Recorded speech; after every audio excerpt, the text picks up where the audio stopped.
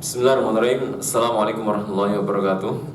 Alhamdulillah wassalatu wassalamu ala Rasulillah wa ala alihi wa sahbihi wa man wala wala hawla wala quwwata illa billah amma ba'd.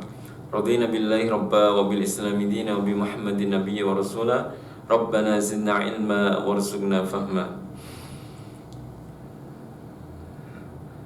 Ikhwani fillah yang dimuliakan Allah Subhanahu wa taala. Insyaallah pada kajian pada hari ini kita akan membahas ayat selanjutnya dalam surat Al-Baqarah 185. Ya. Allah Subhanahu wa taala berfirman, "Syahru Ramadan alladzi unzila fihi al-Qur'an hudan lin-nasi wa bayyinatin minal huda wal furqan." Jadi, bulan Ramadan yang diturunkan di dalamnya Al-Quran hudan linnas, itu sebagai petunjuk bagi manusia, wa bayyinatin minal huda wal furqan, dan sebagai penjelas bayyinat dari al-huda wal furqan, ya, petunjuk dan pembeda. Bahwa ketika kita memasuki bulan suci Ramadan, maka ini kita juga memasuki bulan Al-Quran. Karena di bulan inilah Allah Subhanahu wa ta'ala istimewakan waktu ini, waktu Ramadan, dengan turunnya Al-Quran. Ya. Yang pertama adalah karena di malam ini, 17 Ramadan itu adalah malam yang dikhususkan oleh Allah Subhanahu wa taala ketika menurunkan wahyu pertama kepada Nabi kita Muhammad sallallahu alaihi wasallam. Jadi Iqra itu terjadi pada bulan Ramadan. Juga di bulan Ramadan inilah diturunkan oleh Allah Subhanahu wa taala Al-Qur'an dari Lauhul Mahfuz ke Baitul Izzah. Kemudian dari Baitul Izzah ke Baitul Izzah itu langit dunia. Dari Baitul Izzah baru kemudian diturunkan pada Rasulullah Muhammad SAW secara berangsur-angsur, dan diawali dari bulan Ramadan tepat pada 17 Ramadan sebagaimana pendapat jumhur ulama. Jadi bulan Al-Quran adalah bulan Ramadan adalah bulan Al-Quran. Maka ini kita perlu dekat dengan Al-Quran selama Ramadan. Ya, katakanlah kalau sebelumnya di hari-hari yang lain kita tidak pernah menghatamkan Al-Quran, maka bagaimana di bulan Ramadan ini kita berusaha menghatamkan Al-Quran. Jadi semakin dekat semakin dekat. Nah, lalu bagaimana? Ya, Al-Quran ini menjadi hudan linnas, petunjuk bagi manusia. Ya. Jadi bagaimana Al-Quran ini bisa menjadi petunjuk bagi manusia? Atau kita tarik pada diri kita, bagaimana Al-Quran yang diturunkan oleh Allah Subhanahu wa ta'ala ini mampu menjadi petunjuk bagi diri kita, bagi keluarga kita, sehingga kehidupan kita mampu mengikuti petunjuk Allah yang ada di dalam Al-Quran. Ya, setidaknya yang pertama adalah kita mengaji Al-Quran.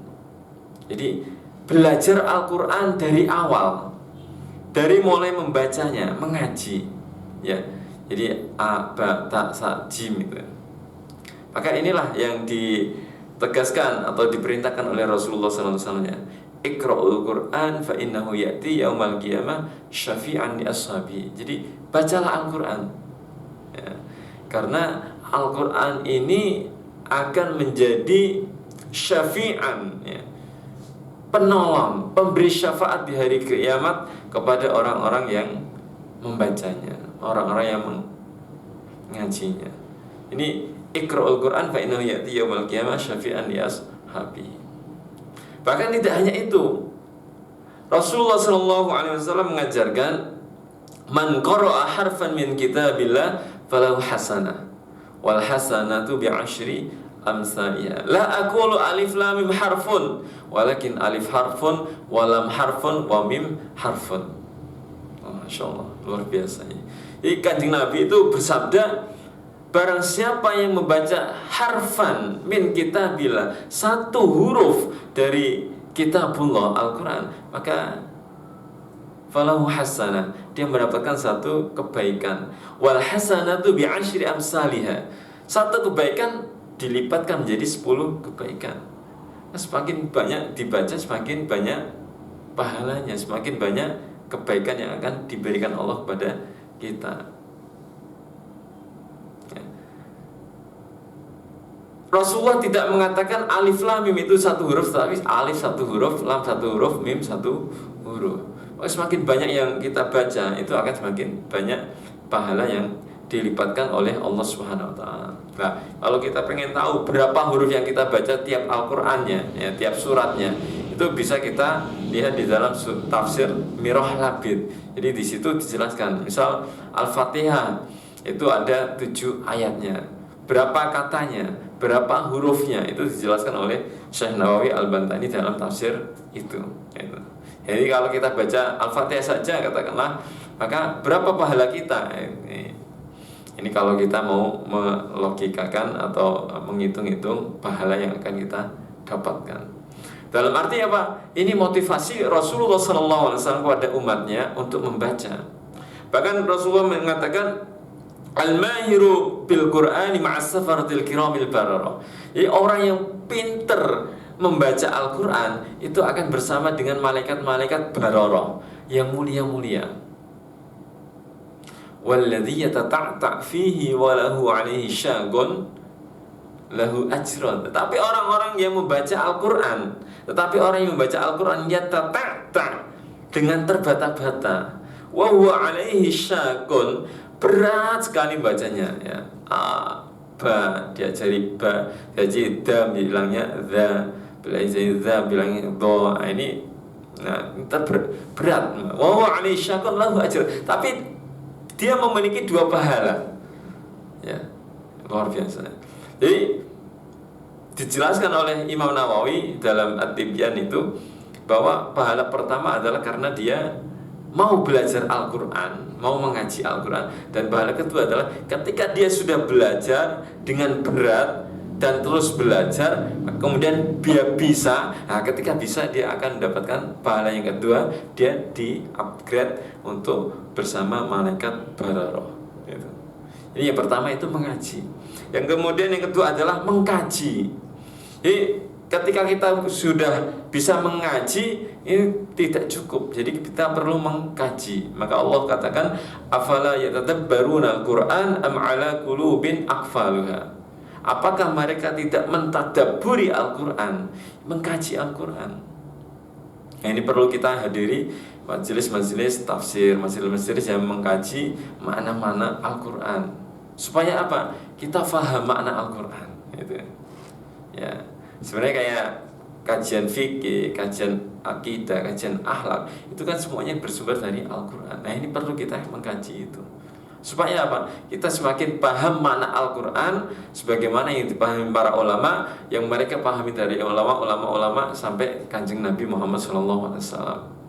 Nah, ini jangan sampai kemudian kita tidak paham makna-makna Al-Quran. Jadi tahap kedua itu adalah bagaimana kita bisa mengkaji Al-Quran, memahami Al-Quran. Ya, sedikit demi sedikit, insya Allah lama-lama semakin kita mengenal Al-Quran, sehingga kita mengenal perintah-perintah Allah, mengenal larangan-larangan Allah, dan mampu beribadah kepada Allah dengan dasar ilmu. Ini. Kemudian bab selanjutnya adalah mengamalkan Al-Quran. Ya. Jadi contohnya adalah bagaimana sahabat Rasulullah SAW ketika yang dulunya itu disebut juga orang-orang jahiliyah, orang-orang yang bodoh, masyarakat Arab itu masyarakat yang terbelakang, tidak punya peradaban. Tapi setelah diajarkan Iqra, bacalah Bismi rabbikal ladzi khalaq, sampai kemudian 23 tahun diturunkan Al-Quran dan diajarkan oleh Rasulullah SAW kepada mereka. Ternyata setelah diajarkan, diamalkan sedikit demi sedikit secara berproses, mereka orang-orang Arab yang kemudian menjadi sahabat-sahabat Rasulullah mampu membangun peradaban, mampu menjadi masyarakat yang beradab dan berperadaban. Bahkan tidak hanya itu, mereka mampu dengan ajaran Islam ini kemudian mampu menjadi penguasa peradaban.